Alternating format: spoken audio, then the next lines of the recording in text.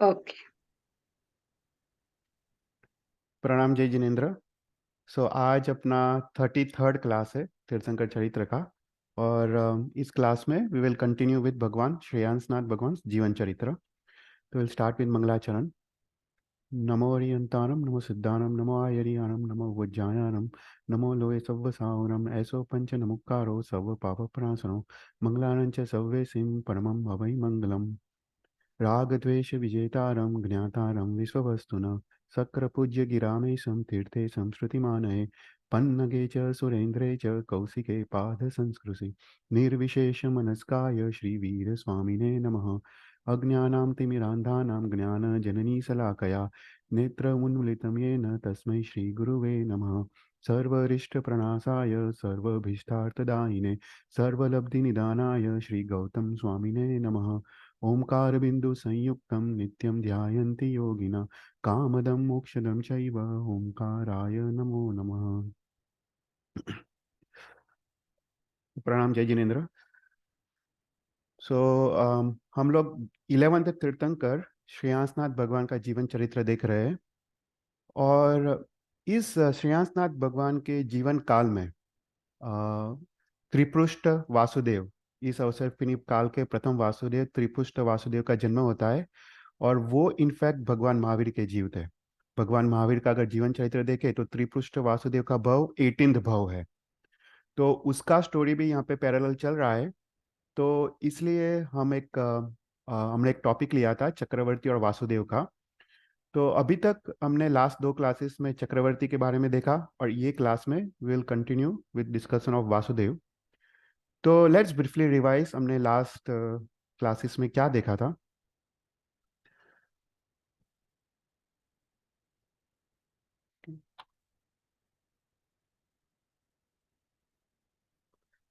तो एक अपना जो अवसर की निकाल है उसमें 63 महापुरुष का जन्म होता है। उसको त्रिषष्टि सला का पुरुष कहते हैं। और उसमें से 24 तीर्थंकर, 12 चक्रवर्ती, 9 वासुदेव, 9 प्रतिवासुदेव और 9 बड़देव, ऐसा करके 63 महापुरुषों का जन्म होता है। और उसमें से हम लोग लास्ट क्लास में भी हमने 12 चक्रवर्ती के बारे में देखा था। तो ये जो 12 चक्रवर्ती है इसमें से हमने पहले तो भरत चक्रवर्ती का जीवन चरित्र देखा और वो भगवान ऋषभदेव के पुत्र थे। उसके बाद सागर चक्रवर्ती का जीवन चरित्र देखा, वो अजितनाथ भगवान के छोटे भाई थे जिसके 60,000 पुत्र को नाग देवता ने मार डाला था। तो हमने देखा ये जो 12 चक्रवर्ती है वो 12 चक्रवर्ती का जो जन्म होता है वो उत्तम कुल में होता है, राज्य कुल में होता है। और जब उनका उचित समय आता है तब उनको राजगादी मिलता है। और तब उनका जो उदयारंभ है उसका उनका वो प्रारंभ होता है। और उसके बाद वो समस्त भरत क्षेत्र को 6 खंड को जीतते हैं और वो समस्त भरत क्षेत्र के अधिपति बनते हैं। तो ये जो 12 चक्रवर्ती है, ये 12 चक्रवर्ती हमने देखा कि अगर ये 12 चक्रवर्ती अपने जीवन काल में अगर वो लोग दीक्षा ग्रहण करते हैं, संयम जीवन ग्रहण करते हैं, तभी उनका सद्गति होता है।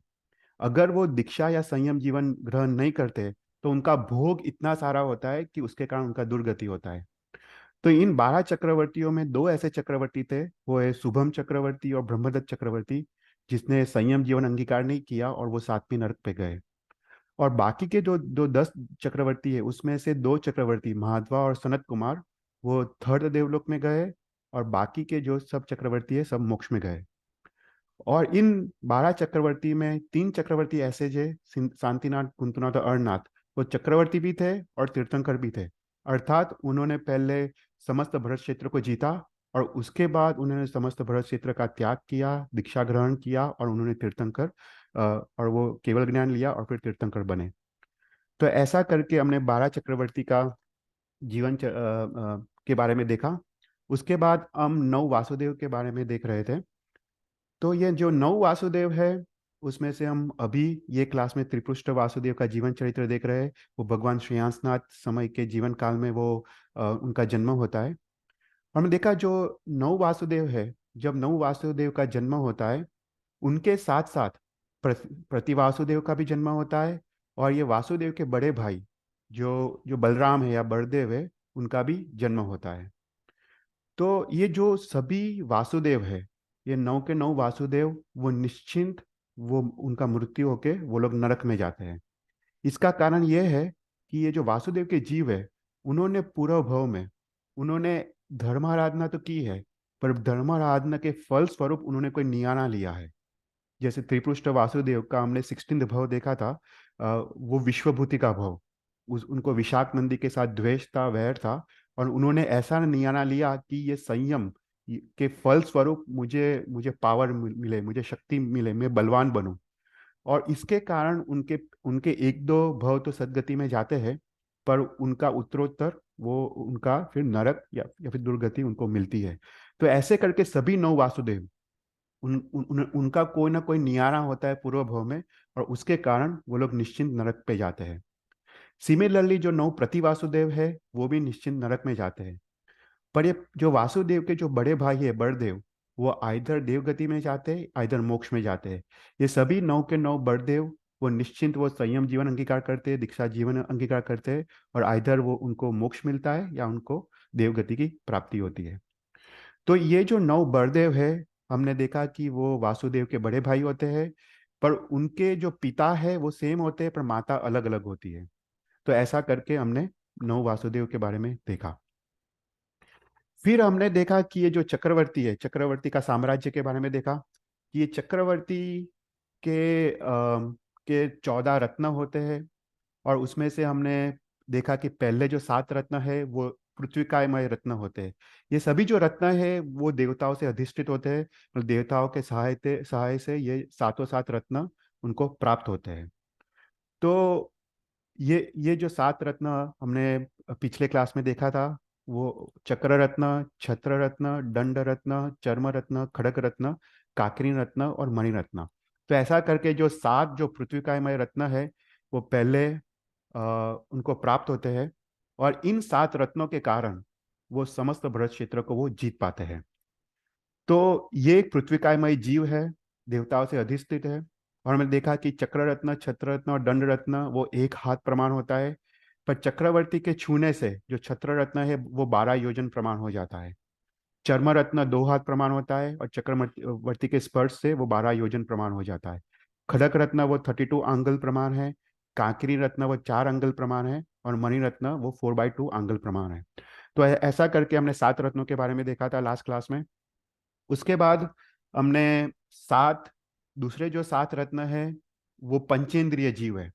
ये पंचेंद्रिय जीव तो है, पर ये भी देवताओं से अधिष्ठित है। देवताओं से अधिष्ठित मतलब देवता इनकी सहायता करते हैं। तो ये 7 रत्न के बारे में हमने लास्ट क्लास में देखा। तो हम ब्रीफली रिवाइज कर देते हैं।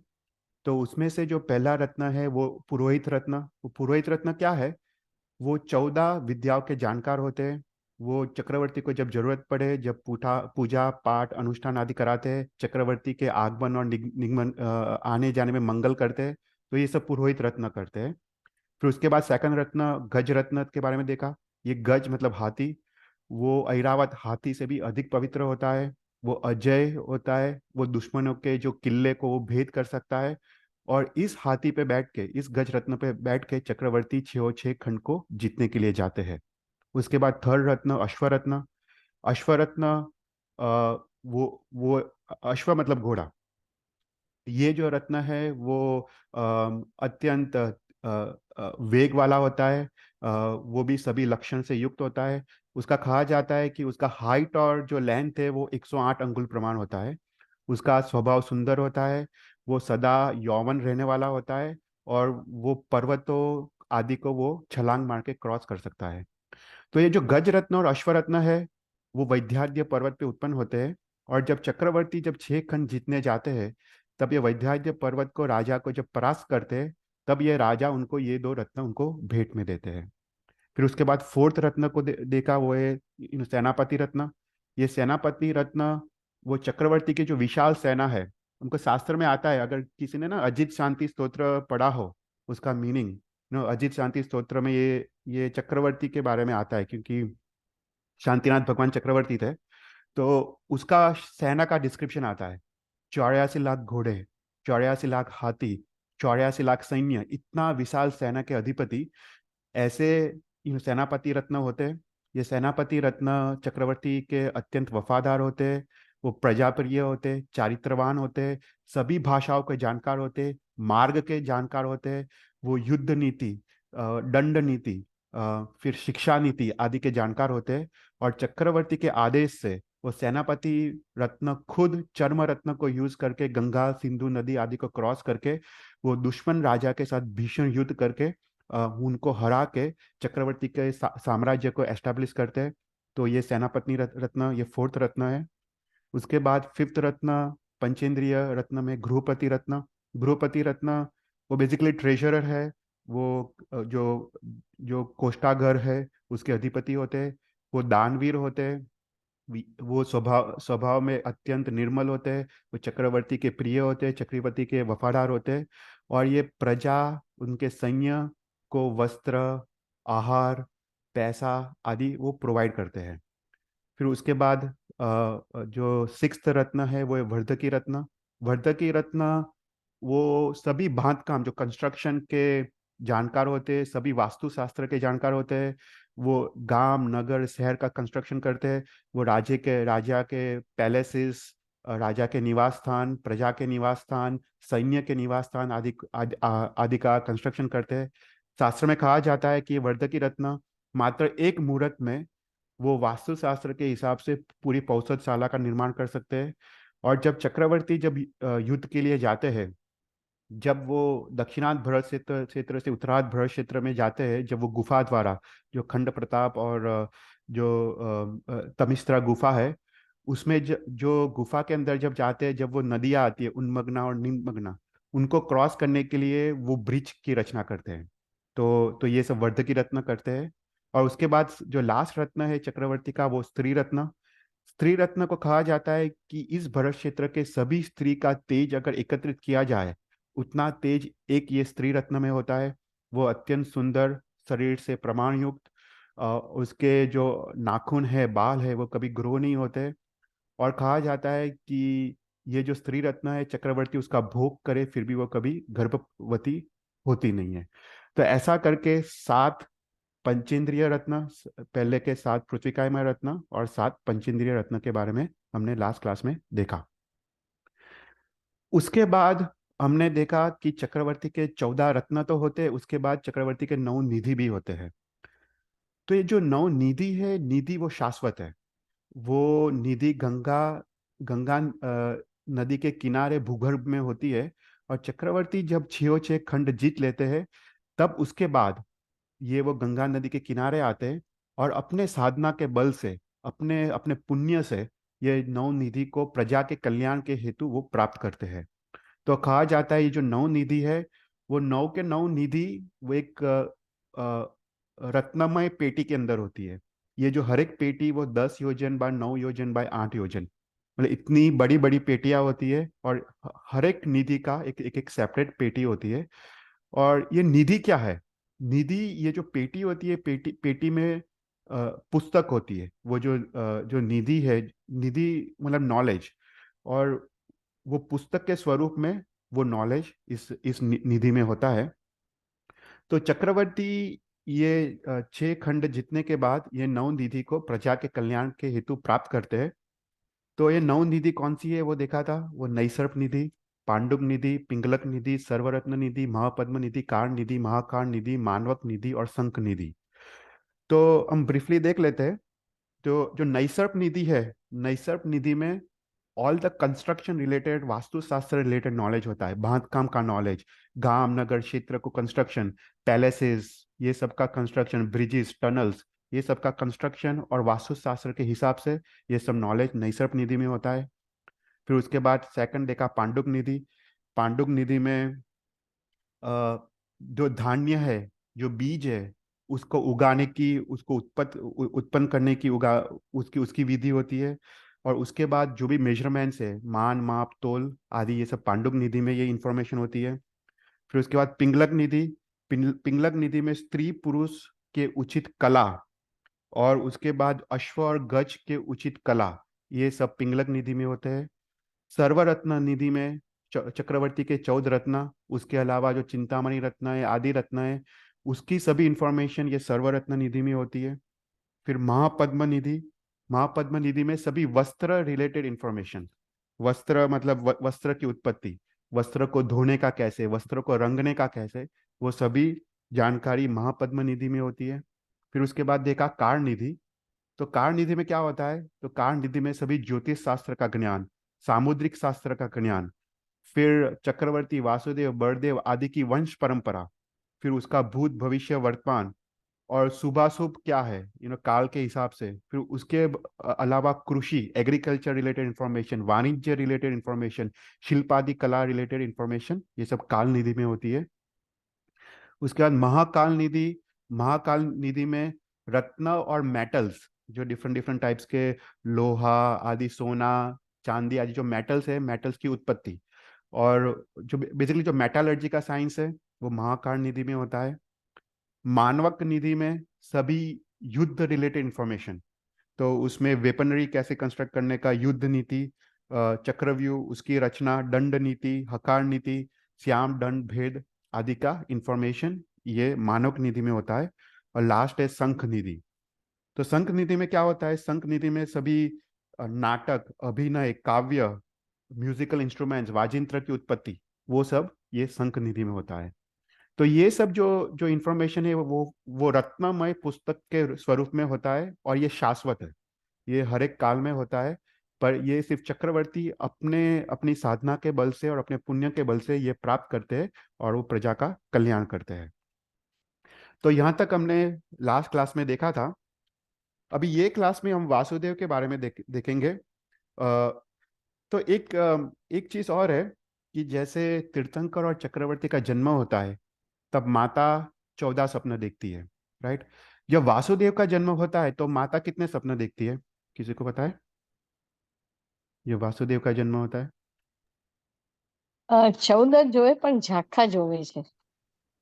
हाँ मैं बराबर जे, उसमें ऐसा है 14 देखते हैं, पर उसमें से 7 सपना स्पष्ट देखते हैं, 7। अच्छा है। हाँ अच्छा। हाँ, 7 सपना स्पष्ट देखते हैं, बाकी झांका ही देखते हैं। और जब बड़देव का जन्म होता है उसमें माता 3 सपना स्पष्ट देखती है। तो देखो, ये जैसे चक्रवर्ती के माता 14 सपने देखती है, उनको 14 रत्नों की प्राप्ति होती है। वासुदेव की माता वो 7 सपना देखती है, उसको 7 रत्नों की प्राप्ति होती है, जो आज ये क्लास में देखेंगे कि वासुदेव के 7 रत्न कौन से हैं। तो 7 सपना 7 रत्नों की प्राप्ति होती है। बड़देव की माता 3 सपने देखती है, उनको 3 रत्नों की प्राप्ति होती है। तो यहाँ पे एक कोइंसिडेंस है या रिलेटेड है, पर आई वॉज जस्ट थिंकिंग कि उनके जो रत्न जो प्राप्त होते हैं वो सपने के हिसाब से होते हैं। तो before we look at Vasudev का 7 रत्न, मेरे को एक ये जो त्रिसष्टि सलाह का जो पुरुष है, उसका मेरे को एक क्रम लेना था कि कौन से कैसे उनका जन्म होता है। तो ये मतलब इंटरेस्टिंग है। तो ये इसमें काफी सारे रहस्य इससे खुलते हैं। तो सबसे पहले हमको पता है कि प्रथम तीर्थंकर आदिनाथ भगवान का जन्म होता है, और उसके बाद उनके बेटे भरत चक्रवर्ती का जन्म होता है। फिर उसके बाद वापस सेकंड तीर्थंकर अजितनाथ भगवान का जन्म होता है, और उसके बाद उनके भाई सागर चक्रवर्ती का जन्म होता है, राइट। तो वन तीर्थंकर, वन चक्रवर्ती, सेकंड तीर्थंकर, सेकंड चक्रवर्ती। उसके बाद ऐसा समय आता है कि 3 to 11 सभी तीर्थंकर का जन्म होता है। तो संभवनाथ, अभिनंदन, सुमति, पद्म प्रभु, सुपार्श, चंद्र प्रभु, सुवीति, शीतल और श्रेयांसनाथ। तो यहाँ तक हमारा अभी श्रेयांसनाथ भगवान का जीवन चरित्र चल रहा है। तो यहाँ तक हम पहुंचे हैं 11 तीर्थंकर तक। और 11 तीर्थंकर के बाद त्रिपुष्ट वासुदेव, प्रथम वासुदेव का जन्म होता है। तो अभी हम त्रिपुष्ट वासुदेव का जीवन चरित्र देख रहे हैं, और बाय कोइंसिडेंस वो भगवान महावीर के जीव है, राइट। तो श्रेयांसनाथ भगवान 11 तीर्थंकर के बाद प्रथम वासुदेव, प्रथम बड़देव और प्रथम प्रति वासुदेव। तो त्रिपुष्ट वासुदेव, अचल, बड़देव और अश्वग्रीव प्रति वासुदेव। उसके बाद 12th तीर्थंकर वासुपूज्य, और उसके बाद सेकंड वासुदेव, द्विपृष्ठ, उसके बाद सेकंड बड़देव विजय, और सेकंड प्रति वासुदेव तारक। उसके बाद 13th तीर्थंकर विमलनाथ भगवान, और उनके जीवन काल में थर्ड वासुदेव स्वयंभू, बड़देव भद्र और मेरठ करके प्रति वासुदेव।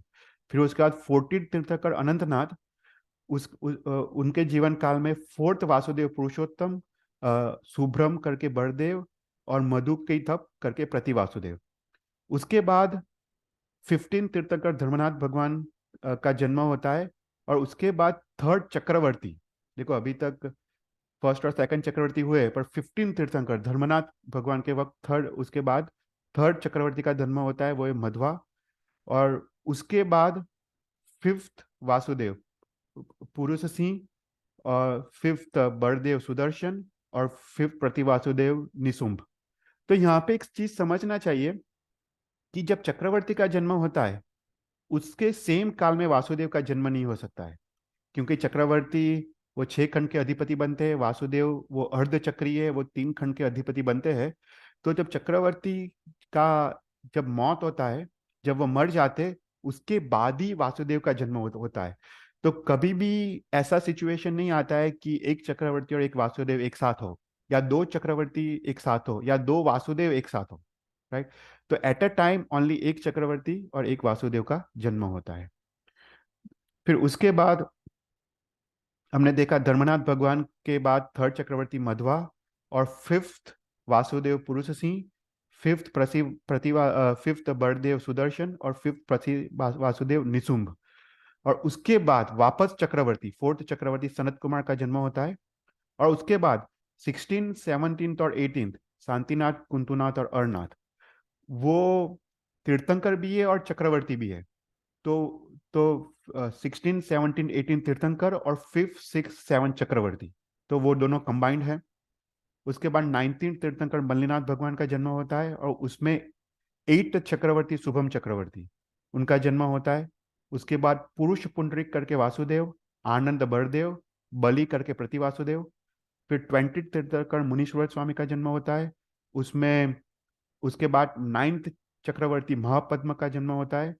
उसके बाद दत्त, 7th वासुदेव दत्त करके, नंदन बड़देव, प्रहलाद करके 9th प्रति वासुदेव का जन्म होता है। उसके बाद 21 नमिनाथ भगवान का जन्म होता है। उसके बाद 10th हरिशेन नाम के चक्रवर्ती का जन्म होता है। और उसके बाद 11th जय नाम के चक्रवर्ती। तो यहाँ पे एक यूनिक चीज है, देखो नमिनाथ भगवान का जन्म, उसके बाद दो चक्रवर्ती का एक के बाद एक जन्म। तो पहले हरिशेन चक्रवर्ती, उनका मौत होता है, उसके बाद अनदर चक्रवर्ती जय चक्रवर्ती का जन्म होता है।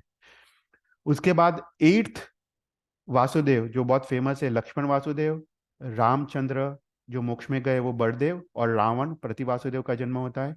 उसके बाद 22nd नेमिनाथ भगवान का जन्म होता है, और उसमें लास्ट जो फेमस कृष्ण वासुदेव, बलभद्र बड़देव और जरासन करके प्रति वासुदेव का जन्म होता है।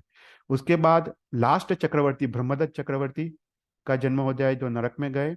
और उसके बाद 23rd पार्श्वनाथ भगवान, और उसके बाद 24th महावीर स्वामी करके, ऐसा करके जो 63 सलाका का पुरुषों का जन्म उस क्रम से होता है। तो ये चीज मुझे शेयर करना था जब हम ये चरित्र देख रहे हैं। तो अभी हम वासुदेव के बारे में देखते हैं। तो वासुदेव को आज हम ये क्लास में देखेंगे कि जो वासुदेव त्रिपुष्ट, उनको ये 7 रत्नों की प्राप्ति होती है, और कैसे होती है वो आज स्टोरी के द्वारा देखेंगे। पर ये 7 रत्न कौन से हैं? तो इसमें से जो पहले के 3 रत्न है वो चक्रवर्ती के समान रत्न है।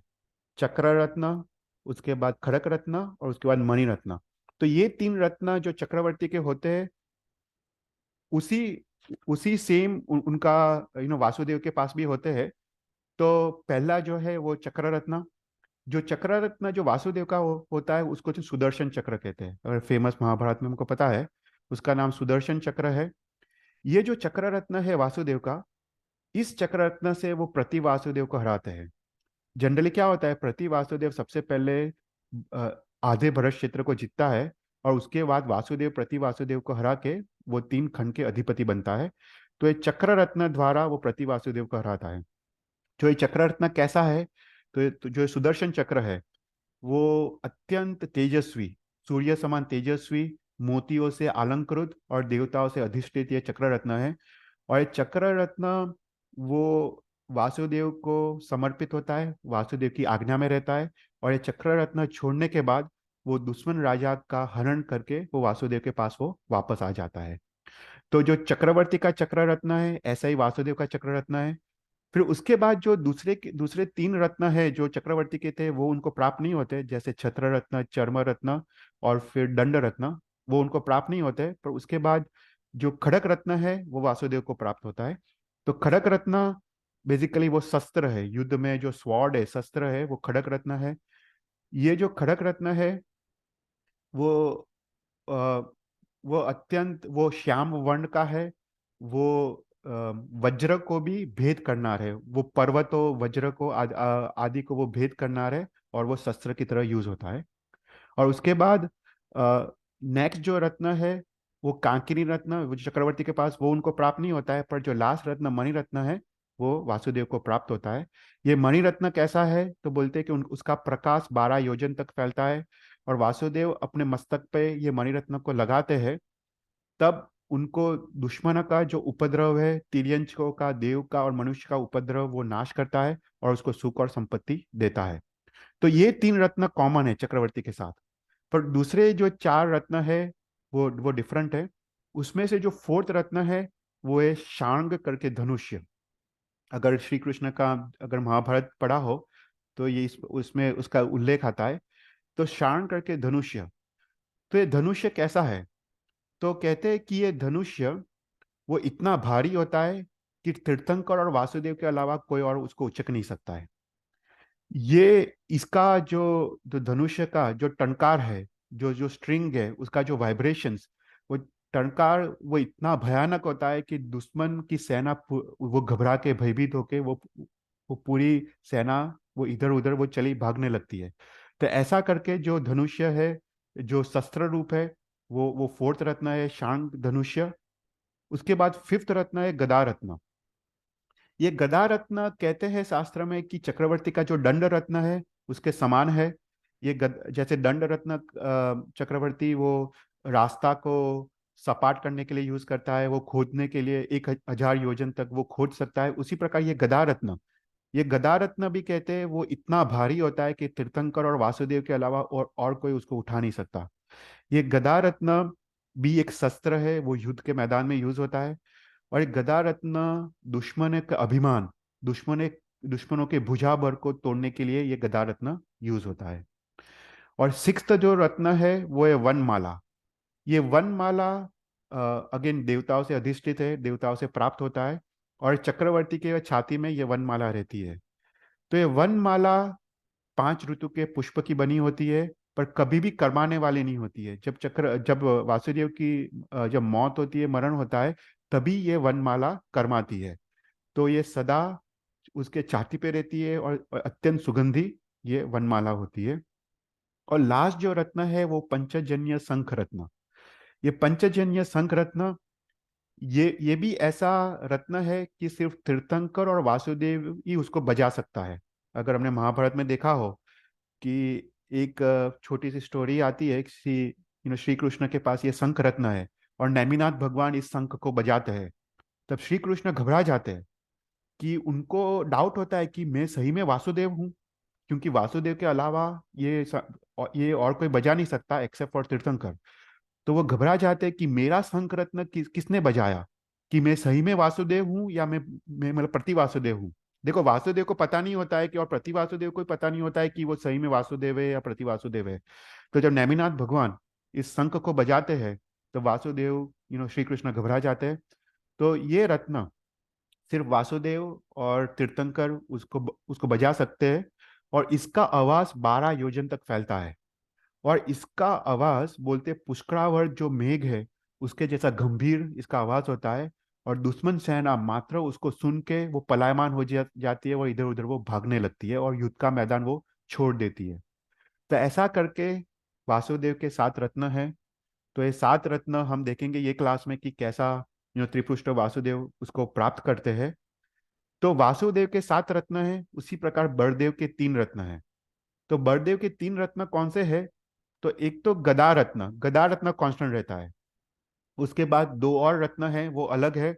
उसमें एक है हल रत्न और एक है मुसल करके रत्न, जो इसका उल्लेख बहुत मिला नहीं है शास्त्र में।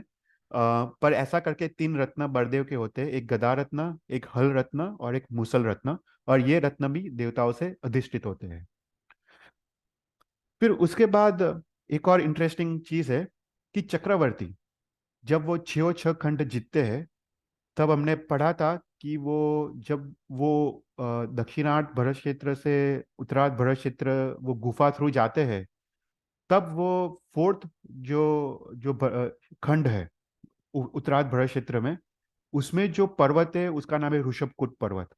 वो ऋषभकूट पर्वत में जो कांकेरी रत्न है, कांकेरी रत्न यूज करके वो पुराने चक्रवर्ती का नाम वो मिटा देते हैं और अपना नाम वो आलेखित करते हैं।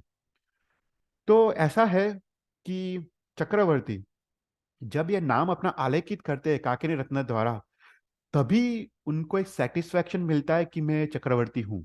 देखो, उनको भी डाउट होता है।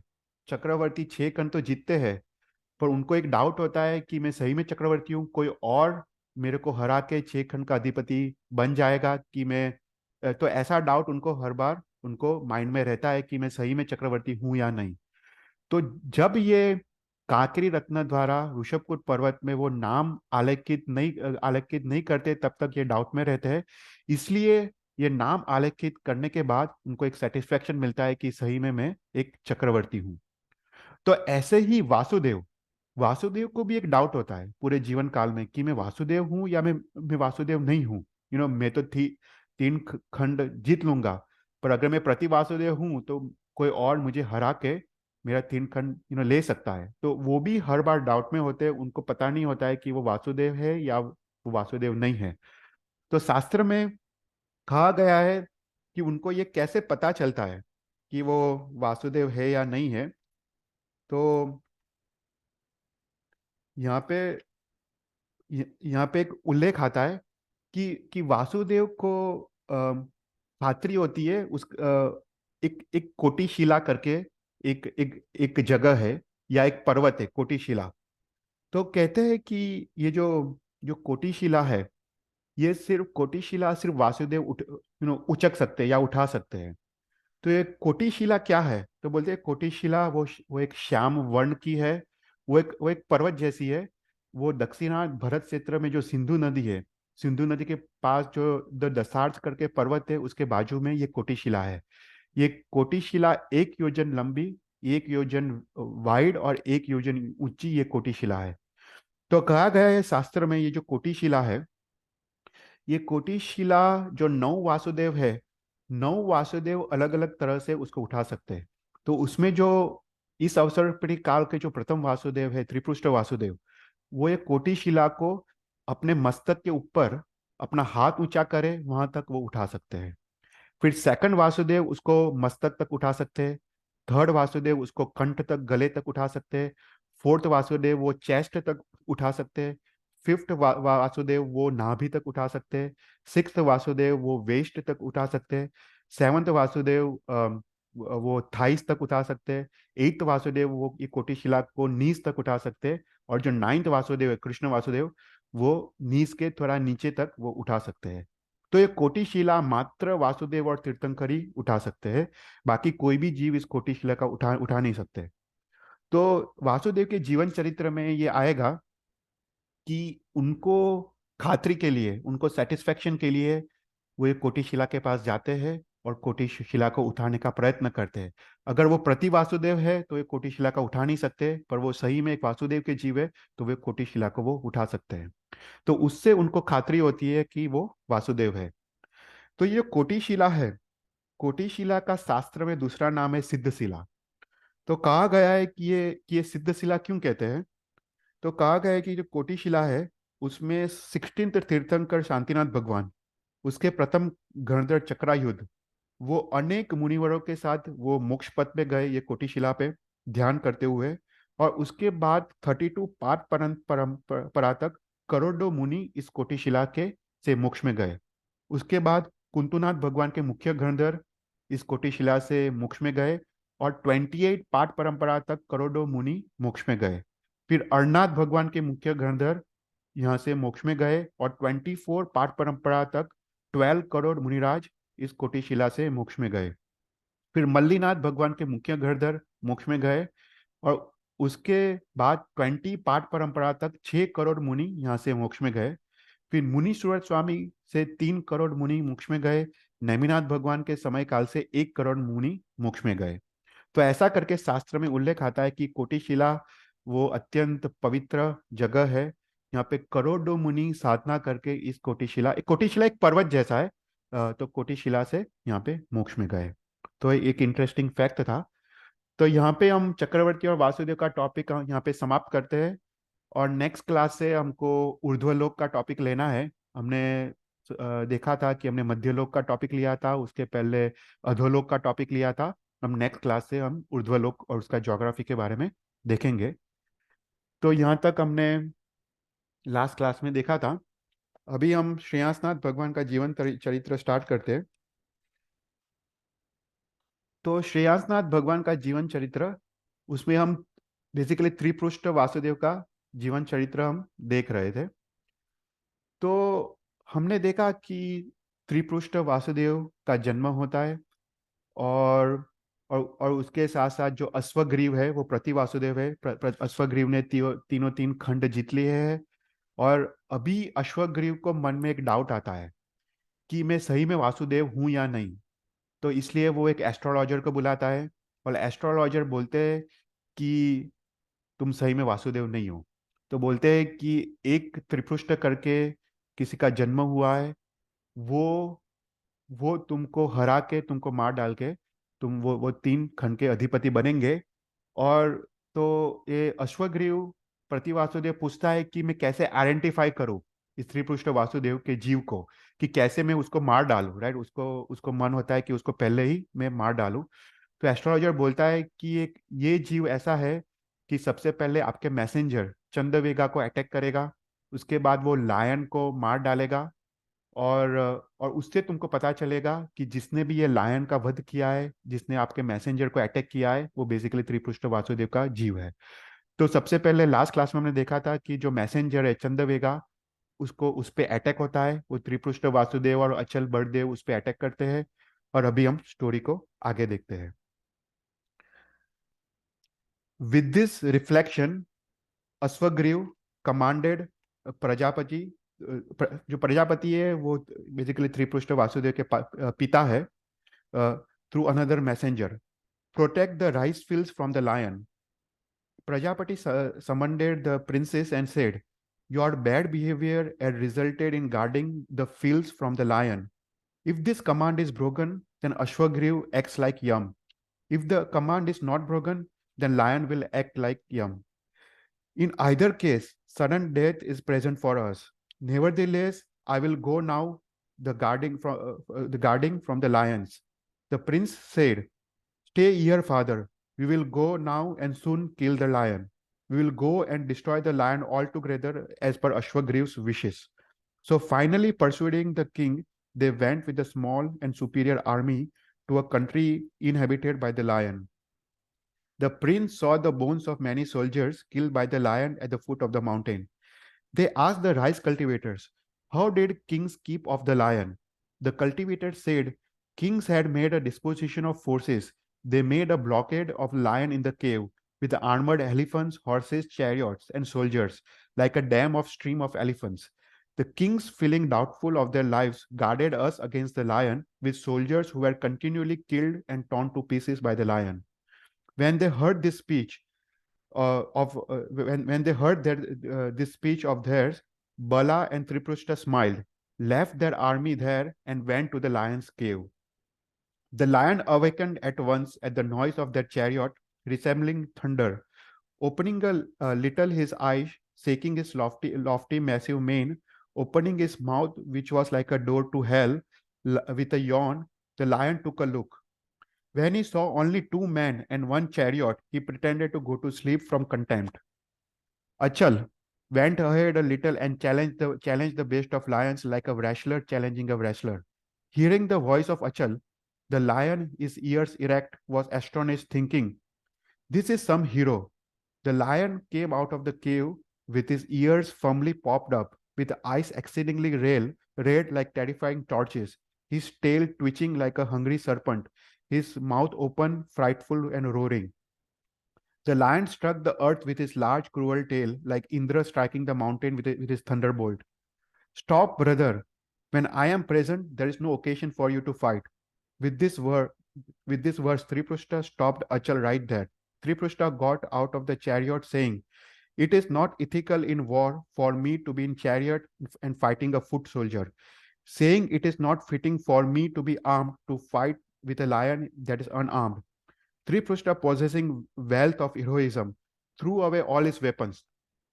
Triprushta, surpassing Purandar in strength, said to the lion, "Come, I am going to take away your itch for battle."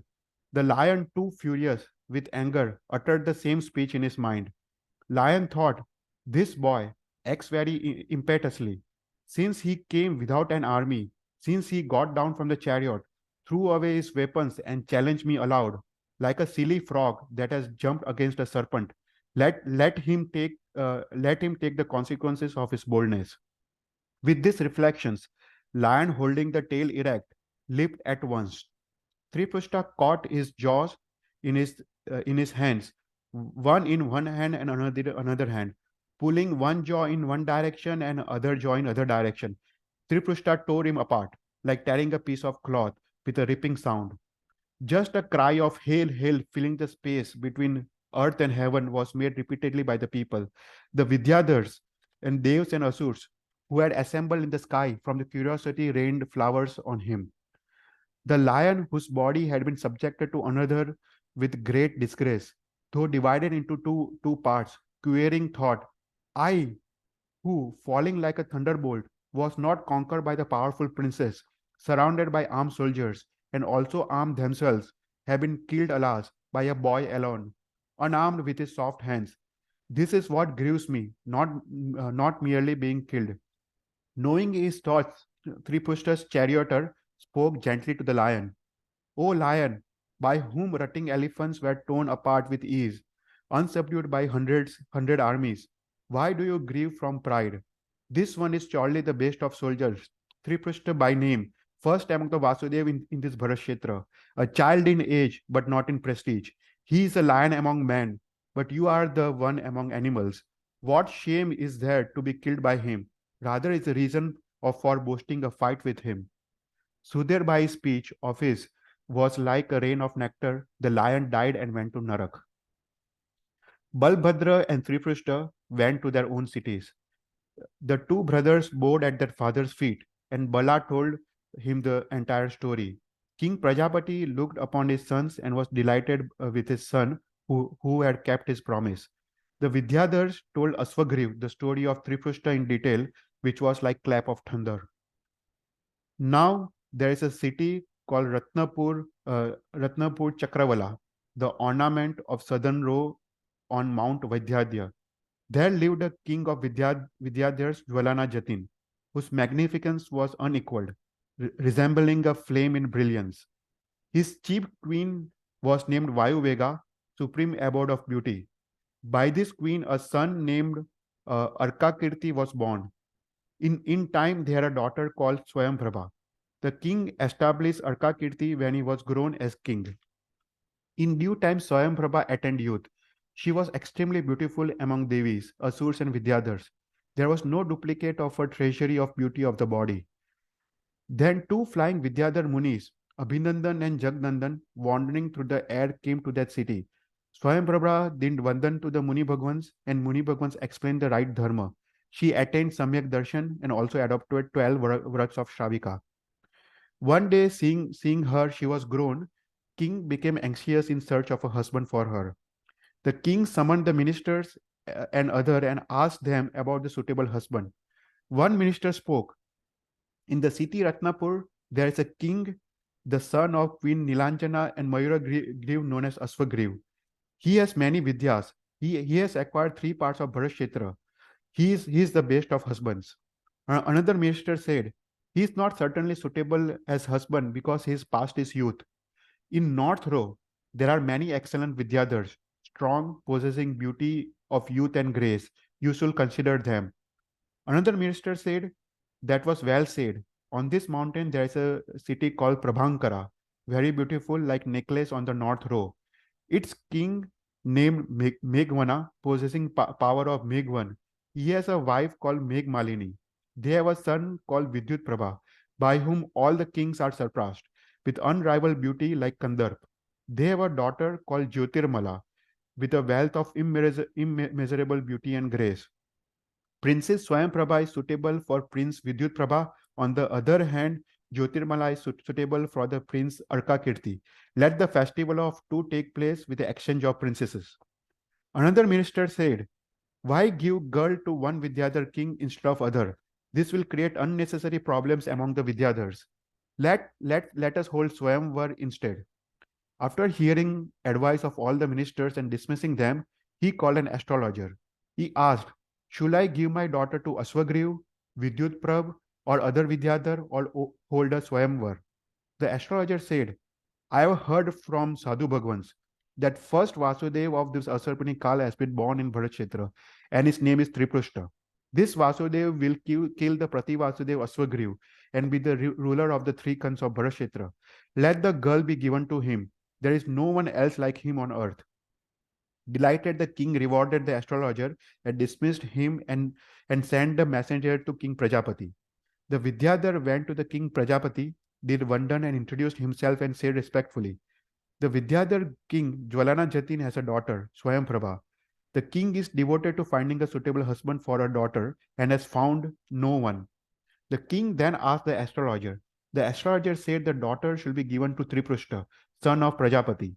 He will be the first of Vasudev and will enjoy the half of Bharat. Delighted by the speech of astrologer, my lord sent me. Give me the consent to receive her for Triprushta.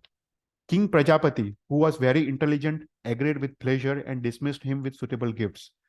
From the fear of Aswagriv, King Jwalana Jatin went to Prajapati's city to give the girl in marriage. With the ministers, Prajapati himself went to meet him. The two great armies that were joined by friendly meeting of the two kings looked like stream of Ganga and Yamuna. Both mountain or elephants, because of equal dignity, embraced each other. King Prajapati handed over the girl, handed over large ground to Vidyadhar king. There the Vidyadhar king made a beautiful city with various palaces by the power of Vidyas. Jwalana Jatin dwelt in city's main palace like sun on the Meru. The other ministers, etc., lived in suitable palaces like the Devs in the celestial Vimans. After taking the leave of the king of Vidyadhars, King Prajapati went to his own abode. Then Prajapati sent gifts, food, ointments, ornaments to the king of Vidyadhars. For the wedding, both of them had pavilion created, jeweled, beautifully shaped. Triprushta, mounted on a fine elephant and surrounded by princely friends, went from his house to the house of Jwalana Jatin. Triprushta saw Swayamprabha, dressed in white fringed garment, delighting the eye. They then they both sat down on one auspicious seat. They circumvented the power with they circumvented the fire with auspicious blazing of the flame. The Brahmins reciting the mantras. After marrying princess, Triprushta mounted elephant with her and started to his house with loud sounds of musical instruments. Ashwagriv learned about this occurrence through a spy. Already angered by the story of lion, he became exceedingly angry. He thought, though I am here, Jwalana Jatin gave woman jewel to another. He sent messenger to the city of Potanpur. He entered the house of Jwalana Jatin and said, I say this to you by the command of Aswagriv, ruler of southern half of Bharat. There is a jewel of woman Swayamprabha in your house. Go and give her to the master. A jewel in Bharat belongs to no one else. Aswagriv is your master. Therefore, let your daughter be his. Jwalana Jatin said, my daughter is already now married and given to Triprushta. The daughter is no longer belongs to me. Let Triprushta decide and consider that himself. The messenger went to Triprushta and said, Aswagriv, the conqueror of the world, the Indra of the world, commands you by my voice. The girl suitable for us has been taken by you from ignorance, like a fruit of a tree in the royal garden, by a traveler by mistake. I am your lord. You have been protected by me for a long time. Therefore, give up the girl. The command of the master is authority of the servants. The Triprushta, his forehead trembling, terrible with monstrous frown and red eyes, said, if he has had enough of life, as well as eating rice, let him come here himself and take Swayamprabha. You are not to be killed because you are a messenger. Do not stay now. I shall certainly kill Aswagriv when he comes here. So answered by Triprushta, the messenger went quickly and told everything to King Aswagriv. When he heard this, Aswagriv, his eyes inflamed, biting his lip with his teeth, his body trembling, said, "What king of nobility one has ignoring me? Married his daughter to the son of the husband of his own daughter." अगर तुमको पता हो पिछला story कि प्रजापति जो पिता था त्रिपृष्ठ का, उन्होंने अपने बेटी के साथ शादी किया था। लास्ट क्लास में हमने देखा था कि उन्होंने अपने बेटी के साथ शादी किया था और उनका जो पुत्र होता है वो त्रिपृष्ठ होता है। तो यहाँ पे अश्वग्रीव बोलते हैं कि what kind of nobility one has ignoring me, married his daughter to the son of a husband of his own daughter.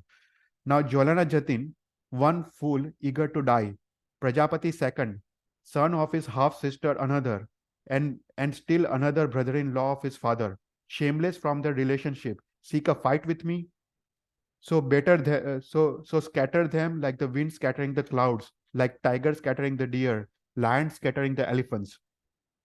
Then all the Vidyadhars, their arms itching for battle, were delighted at master's command, like thirsty people by water. Strong armed, each one making a vow to fight, splitting the sky, as it were by the noise made by the slaps on their arms, hurrying past each other, beating their horses with whips, urging elephants, driving auctions, striking camels with sticks, making sharp swords dance, bangling shields, making bowstrings resound. The soldiers of Aswagriv rushed to the attack. Some thought, some through the air, and some by the ground, and they arrived the city of Potanpur. Hearing their murmur from afar, Jwalana Jatin said to Prajapati, "These soldiers who are coming here are certainly sent by Aswagriv. Let them come. Do not let Triprushta or Achal fight ahead of me." He made preparations and set out for the battle. The soldiers of Ashwagriv attacked him simultaneously with anger. For anger, for anger is especially severe for one's friend when they have become enemies. Jwalana Jatin, without exception, struck down their weapons with weapons. He attacked them all with the showers of sharp arrows. Jwalana Jatin defeated them from their power of his vidyas and power of his arms. He said, "Go away, quickly run away, miserable creatures. You have come here without your master. Come to Mount Ratnavarth with your master Aswagriv. We too shall meet there soon." The soldiers of Aswagriv disappeared quickly, saving their lives, terrified with faces as gloomy from a great shame. They went and reported to Ashwagriv. At once Aswagriv, possessing immeasurable strength of arm, was inflamed by their words. With his eyes red and wide open from anger, terrifying as Raksas, he commanded his ministers and generals, "All of you assemble quickly with your entire forces. Let your army advance like the ocean with high waves. I shall soon kill Prajapati, Triprushta, Achal, and Jwalana Jatin like smoke killing mosquitoes." The chief minister, with extraordinary intellectual qualities, said to Aswagriv, "In the past, you have conquered three parts of Bharat with ease. That took place for fame and fortune, and you became the head of the powerful. Now, what fame, what fortune will you gain by defeating a minor king? No powerful person should be proud of a conquest of an inferior. What is to boast of a killing of a deer by a lion? If you should by chance be defeated by an inferior, all the glory gained before will disappear at once. There is a great occasion of fear that the speech of astrologer is true because of its proof from killing of the lion and attack on the messenger Chandavega. You give your orders to the army and let your army fight. Who can withstand your army?" The king became angry at this truthful advice. How can a man have a common sense in anger? Insulting the minister with the words, "You are coward," and sounded the marching drums at once by his servants. All the soldiers came with their forces immediately, even from a distance. Aswagriv went to the bathhouse and bathed with water from pitchers, his body dried with fine cloth and perfumed with divine perfumes, wearing white garments, carrying a knife, wearing a tilak made by a priest. He, the tilak of kings, with white umbrella and charmers, mounted a great elephant. Aswagriv set out, attended by the irresistible elephants, horses, and chariots, shaking even the mountains. As he went along, The handle of the umbrella, shaken by the cruel wind that rose, suddenly was broken like a tree. The umbrella fell on Ashwagriva's head. Then the elephant urinated as if terrified by death and gave a harsh cry. The rain of dust took place. The dogs howled miserably. There were such unfavorable omens. Ashwagriva paid no attention to unfavorable omens. He was surrounded by Vidyadhars, whose fortitude was gone by the princes, who were not eager for battle, like slaves who had been brought by force even though they were free. He arrived with a complete army at Mount Ratnavarth. At Asagriva's command, the forces camped on the ground at the foot of the mountain. Now in the city of Potanpur, the best of Vidyadhars, Jwalanajatin said to Triprushta, "There is no rival whatever to you in your natural power. Aswagriv is arrogant from the power of his Vidyas. Without Vidyas, you are not inferior to Aswagriv. But nevertheless, I greatly wish you are able to kill him. You must make some efforts to acquire Vidyas. So Vidyas created by Ashwagriv become useless." Jwalanajatin taught Vidyas to them, concentrated in meditation. The two brothers passed 7 nights, their minds devoted to one thing. On seventh day, the Indra of Nagdevata trembled and approached Achal and Triprushta. They gave 32 Vidyas to Achal and Triprushta. Everything is attracted spontaneously by the merit. Then Triprushta and his elder brother set out in style on an auspicious day, with extensive forces with Prajapati Jwalanajatin, with tall horses, with chariots going towards the enemy, with elephants surpassing elephants of Devs, with superior infantry leaping like tigers, completely covering the sky and the earth, urged by favorable omens, splitting the sky by the noise of musical instruments, arrived at Mount Ratnavarth. The battle drums of both armies were sounding. The armies of Triprushta and Ashwagriv flew at each other. The heavens were terrified. The fighting was commenced by the two armies, which made sky appear with multitude of arrows. The great fire arose from the weapons of the two armies like a forest fire. Soldiers occupied with weapons against weapon, possessing unmeasurable strength. There was angry conflict like that of sea monsters in the ocean. The followers of Aswagriv, the best of Vidyadhars, were enraged instantly quickly, attacked Triprushta's army like Rakshasas that had become animals, making terrifying noises as if summoning death. The soldiers of Prajapati thought, "Have we come to an abode of Rakshas? Have these cruel Rakshas come from their homes to fight us at Asagriv's command? I think the destruction caused by a girl is at hand for us." While they absorbed in thought, were turning back, Aswagriv said to Triprushta, "This is the magic of Vidyadhars. There is nothing real." Triprushta got into his great chariot, encouraging his own army. Balram Achal also got into the battle chariot. At no time does he leave his younger brother alone. The Vidyadhars, Jwalanajatin and others mounted the chariots. The devs gave Triprushta. यहाँ पे अभी देव सात प्रकार के रत्न देते हैं त्रिपृष्ठ को यहाँ पे. The Dev gave Triprushta a divine bow named Saranga, a gada named Kaumustak, a sank named Panchajanya, a jewel named Kaustubha, जो मणिरत्न है, a sword named Nandaka, and a garland named Vanmala. They gave Balbhadra a hull named Swayam Rataka, a musal named Somananda, and gada named Chandrika. तो त्रिपृष्ठ को जो हमने 7 रत्न देखे थे वो त्रिपृष्ठ को वासुदेव को मिलते हैं और 3 रत्न वो बड़देव को मिलते हैं देव द्वारा. When they had seen this, all the soldiers united fought with their whole heart. Triprushta made the jewel of a sank Panchajanya, by which the sky was filled with the noise. Aswagriv's soldiers trembled at his noise, which was like thunder of Puskaravard clouds at the end of the world.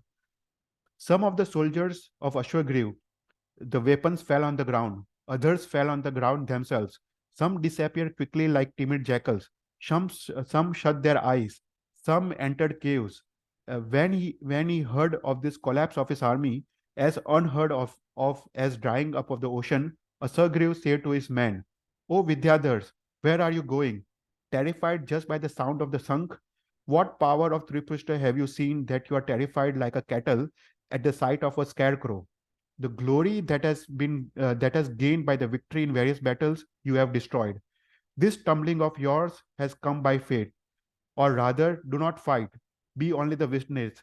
I, Aswagriv, Certainly am not asking for assistance in battle. Addressed in these terms by Aswagriv, their heads bowed, overcome by shame. The Vidyadhars turned back like the ocean that was being beaten against a mountain. Then Aswagriv set out in his chariot to devour his enemies.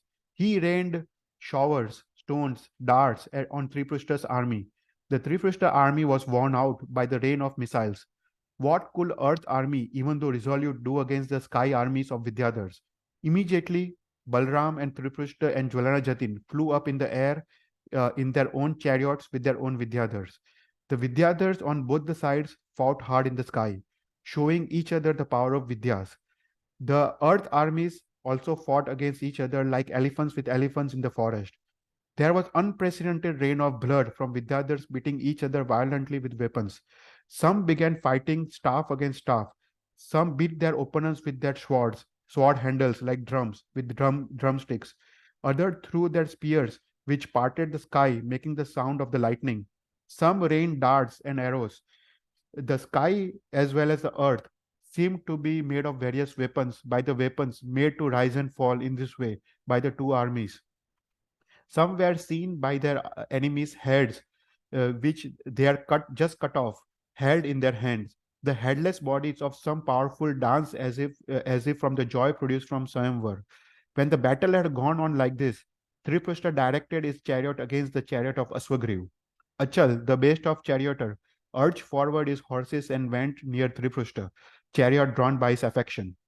Aswagriv, looking at them with the red eyes in anger, said, by which one of you was Chandavega attacked? Which of you killed the lion on the western border? Which one of you married Swayamprabha? Which one of you does not consider me as your king? Which one of you has taken a leap against me? Answer, boys. The fight, you can fight in turn or you can fight together with me. The younger brother of Achal, Triprushta, replied, I, Triprushta, made the attack on messenger. I slew the lion and married Swayamprabha. I do not consider you as my lord and never have been for a long time. This my elder brother Achal, Indra in strength, who has no rivals in three worlds. Who are you? Take your weapon, great armed one. You are the battle guest on me alone. Let us have a duel. Let the soldiers of us both remain as witness. Aswagriv and the uh, younger brother of Achal agreed on these terms, and the soldiers stopped their battle. तो यहाँ पे हम and करते हैं. तो next time हम अश्वग्रीव और त्रिपृष्ठ का 1-on-1 बैटल के बारे में देखेंगे. उसके बाद त्रिपृष्ठ कैसे अश्वग्रीव को हरा के भरत क्षेत्र के 3 खंड के अधिपति बनते हैं. और उसके बाद हम श्रेयांसनाथ भगवान का वापस हम देखेंगे कि कैसे उनका केवल ज्ञान होता है, उनका उनका मोक्ष होता है, और त्रिपृष्ठ का हम फिर अंत देखेंगे कि कैसे वो नरक में जाते हैं. तो यहाँ पे हम स्टॉप करते हैं और नेक्स्ट क्लास में will continue with Triprishtha Vasudev और श्रेयांसनाथ भगवान का जीवन चरित्र. कोई क्वेश्चंस?